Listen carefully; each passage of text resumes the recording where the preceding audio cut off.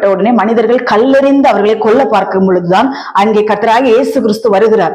வரும் பொழுது இயேசு கிறிஸ்து அந்த ஸ்திரீயை நோக்கி சொல்லுகிற காரியம் யோவான் 8:11, அதற்கு அவள் இல்லை ஆண்டவரே என்றாள்.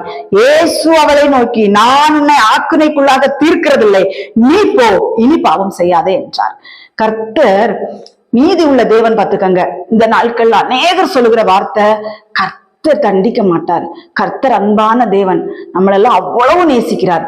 ஏசப்பா எல்லாரையுமே நேசிக்கிறார் தான், எல்லாரையுமே நேசிக்கிறார். ஆனா பாவத்துக்கு எதிர்த்து நிற்கிற தேவன். போ, இனி பாவம் செய்ய, இனி பாவம் செஞ்சினா உன்னை நான் ஆக்கினைக்குள்ளாக தீர்ப்பேன். அது வார்த்தைக்கு அதுதான், நான் உன்னை ஆக்கினைக்குள்ளாக தீர்க்கல, நீ போய் இனி பாவம் செய்யாதே. பாவம் செய்தா என்றால் உன்னை நான் ஆக்கினைக்குள்ளாக தீர்த்து விடுவேன் என்று கர்த்தர் சொல்லுகிறார். அங்கே சொஸ்தமாக்கப்பட்டவனை பார்த்த அதிக கேடானது உனக்கு வராதபடி இனி பாவம் செய்யாதே என்றார். நீ இனி பாவம் செய்தா என்றால் உனக்கு அதிக கேடு வரும் என்றுதான் அதனுடைய அர்த்தம்.